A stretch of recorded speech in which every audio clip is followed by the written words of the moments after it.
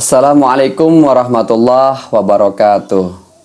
Bismillah, alhamdulillah, wassalatu wassalamu ala rasulillah, la hawla wa la quwata illa billah, amma ba'd.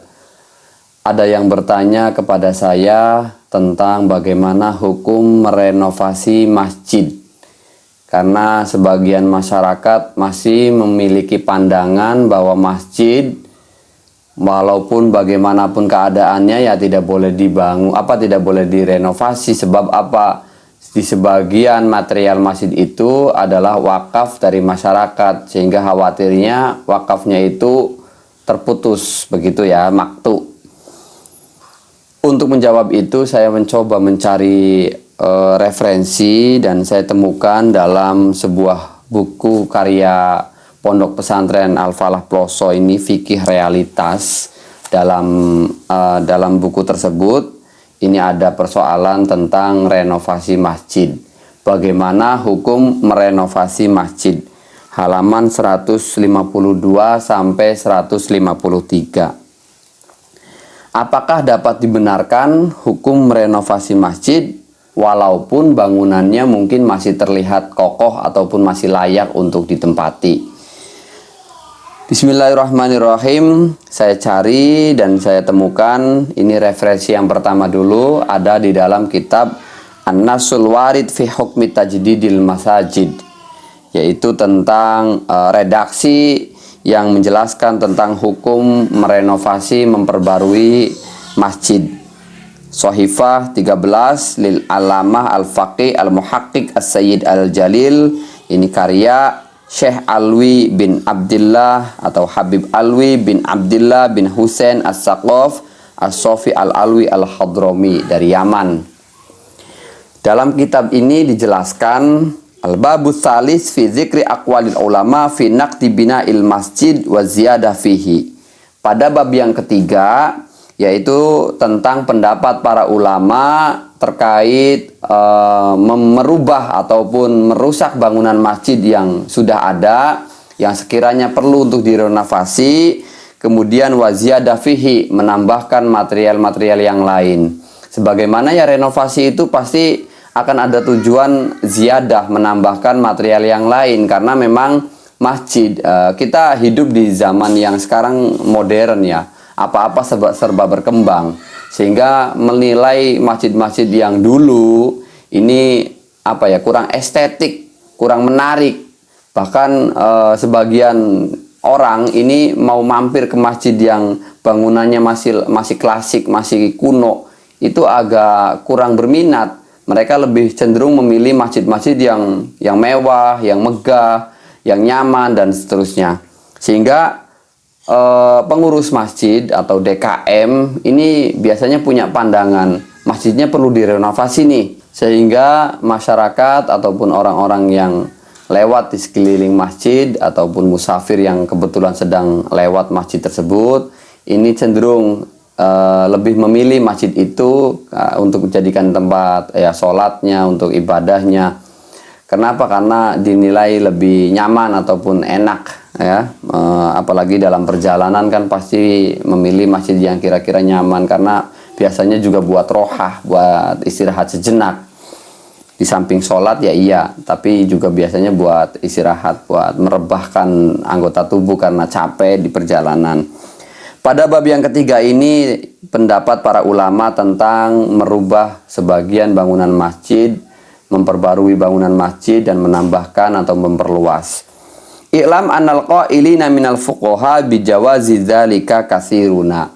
Sesungguhnya kita harus tahu bahwa pendapat para ulama yang memperbolehkan sebuah masjid ini dibangun atau diperbaharui, direnovasi, ini pendapat ulama yang memperbolehkan sangat banyak sekali. Riayatan lima solihil masajid wa targhiban fi imaratiha. Tujuannya memang untuk menjaga kemaslahatan masjid, supaya masjid itu tetap diminati oleh masyarakat, diminati oleh orang-orang yang hendak melaksanakan sholat. Targhiban fi imaratiha. Sebab memang iya, kalau masjidnya bangunannya lawas, bangunannya kuno, bangunannya tidak tertarik oleh pandangan orang, itu kemungkinan besar banyak orang yang lebih memilih masjid lain ketimbang masjid itu, sehingga masjid tersebut akan bisa menjadi ta'atul ya, atau menjadi suwung. Apa sih suwung itu? Kurang diminati lah, intinya begitu. Illa anna minhum man atlaqal jawaza wa minhum man qayyadahu bil hajati wad darura wal maslaha au idnil imami au man yaqumu maqamahu bin nisbah lil hadmi bil kulliyah wa minhum man ajazal hadma kulliyah wa minhum man lam yujiz illa juz'iyya kama sana'rifu fil babir rabi. Hanya saja ada perbedaan dalam persoalan renovasi yang dilakukan itu, atau membongkar sebagian bangunan masjid yang dilakukan untuk memperbarui masjid.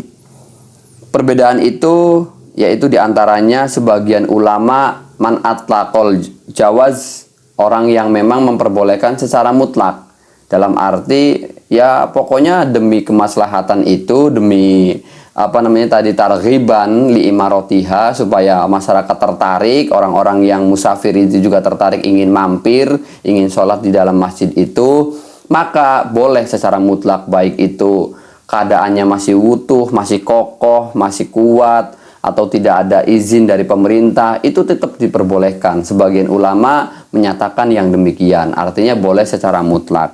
Tetapi sebagian yang lainnya itu berpendapat boleh, tapi dengan catatan, tidak mutlak ya, ini dengan catatan. Catatannya apa? Memang ada hajat. Contoh bangunannya memang sudah rapuh, khawatirnya ambruk segala macam, maka ini masuk pada kategori hajat wa daruroh, ada dalam keadaan darurat atau hajat ya. Wal maslahat juga, misalkan ya perlu diganti dengan sesuatu yang kokoh, yang lebih kuat karena bangunan lamanya mengkhawatirkan, misalkan begitu ya. Au idnil imami au man yaqumu maqamahu bin nisbah lil hadmi bil kulliyah, atau memang harus ada izin dari pemerintah ataupun orang yang mewakili pemerintah. Jadi sebagian ulama ini yang kedua, tadi kalau yang pertama mutlak boleh, kalau yang kedua ini membatasi, boleh dengan catatan apabila dalam keadaan ada hajat, ada keperluan, ada kebutuhan, ataupun ada daruroh, keadaan darurat, seperti masjidnya yang sudah rapuh, khawatir roboh ya, menjatuhi jamaah, ini akan berakibat fatal, maka boleh untuk direnovasi. Atau dengan cara adanya izin dari pemerintah. Tidak ada kondisi yang rusak, tetapi dengan izin pemerintah maka diperbolehkan. Wa minhum man ajazal hadmal kulliyah wa minhum man lam yujiz illal juz'iyah. Ada juga yang mengatakan bahwa boleh seluruhnya, seluruh masjid itu boleh dibongkar total, ganti dengan yang baru. Itu boleh, ada yang mengatakan begitu. Ada yang mengatakan tidak boleh semuanya, hanya sebagian saja, misalkan ya gentengnya, atapnya, atau tiangnya, atau lantainya, nggak boleh dibongkar total. Jadi pada intinya dari apa yang saya bahas ini adalah boleh untuk merenovasi masjid, hanya kebolehan itu ada perbedaan pendapat para ulama. Ada yang membolehkan secara mutlak, ada yang memperbolehkan tetapi dengan catatan, yaitu apabila ada kebutuhan, ada darurat, keadaan darurat, atau dengan adanya izin imam, izinnya pemerintah atau orang yang mewakilinya, maka diperbolehkan. Serta bolehnya juga, ada yang mengatakan seluruhnya direnovasi boleh, ada yang mengatakan hanya beberapa bagian atau juz'iyahnya saja, tidak boleh dibongkar total begitu. Kemudian referensi yang kedua saya ambil dari Fatawi Al-Fiqhiyah Al-Kubro Juz 3 Soifah 264. Wa qala ba'du syura'eh wasu'ila an naqdil masjid wa tausi'i hal yajuzu. Ada yang bertanya bagaimana hukum merusak bangunan masjid dengan tujuan memang untuk memperluas bangunan tersebut, karena memang masjid dulu itu kan masih kecil-kecil ya, pengen diperluas, pengen diperbesar, bahkan ada yang pengen di lantai 2, lantai 3, sehingga bangunan di atasnya, atapnya dibongkar total. Fa ajaba biqaulihi jawazahu Ibnu Ujail al-Yamani. Dibolehkan, ada yang memperbolehkan, yaitu ulama yang bernama Ibnu Ujail. dari Yaman. Wa man al asbuhi wa qala ba'du syurahil wasid yajuzu bi syarti an tad'u al hajatu ilaihi wa yarahu al imam au man yaqumu maqamahu faqad fu'ila fi masjidi Makkah wal Madinah miraron fi zamanil ulama wal mustahidina walam yungkir ala zalika ahadun. Sebagian para pensyarah kitab Al-Wasid ini memperbolehkan adanya perenovasian, pembaharuan terhadap masjid dengan merusak sebagian material masjid dengan mengganti yang baru.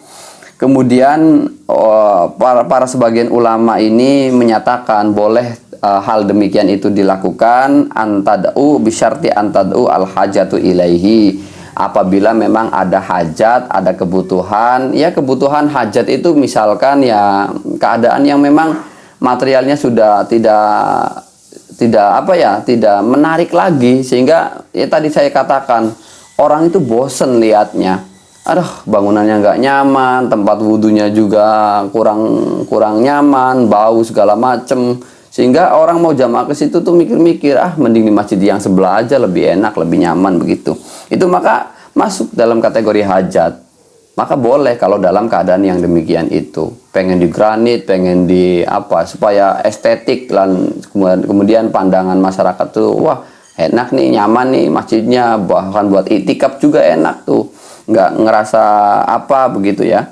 Wa yarahu al-imam au man yaqum maqamahu, dan memang pemerintah juga memandang itu baik. Misalkan bagaimana kita atau DKM melaporkan ini kepada pemerintah, mengkonsultasikan ini bagaimana kalau seandainya ada pembaruan ataupun renovasian masjid agar tujuannya yang tadi di awal disebutkan. Kata imam, kata pemerintah, ya nggak apa-apa, bagus itu. Misalkan begitu. Auman yakum maqamu faqad fu'ila fi masjidi Makkah wal Madinah miraron fi zamanil ulama wal mustahidin walam yungkir ala dzalika ahadun. Dan memang renovasi masjid itu tidak hanya di Indonesia. Masjidil Haram, Masjid Nabawi itu sudah berkali-kali direnovasi. Direnovasi tidak semata-mata hanya sebatas dibongkar-bongkar saja, tidak. Itu direnovasi terjadi di zamannya para ulama, para mustahid, dan mereka tidak ada yang satupun orang yang mengingkari ataupun orang yang menentang adanya renovasi yang dilakukan di Masjidil Haram dan Masjid An-Nabawi ini. Jadi intinya boleh begitu ya, demi kemaslahatan. Kita lihat Masjid Nabawi, Masjidil Haram itu luar biasa, nyaman, enak sekali. Orang tidak hanya untuk sholat ya, untuk ya tilawatul Quran, untuk zikir, untuk itikaf, bahkan untuk tiduran, itu terasa nyaman sekali di situ. Maka orang lebih ya, kalau Masjidil Haram, Masjidil Nabawi ya memang secara zatiyahnya, walaupun bangunannya misalkan tidak sebagus itu, juga pasti rame. Tapi kita lihat dari sisi realitanya, memang dibangun dan itu direnovasi berkali-kali dan dibolehkan. Tidak ada ulama yang menentang atas tindakan yang dilakukan dalam renovasi masjid-masjid itu. Jadi sehingga kesimpulannya adalah boleh, dengan catatan tadi perinciannya sudah di awal dijelaskan. Terima kasih. Assalamualaikum warahmatullahi wabarakatuh.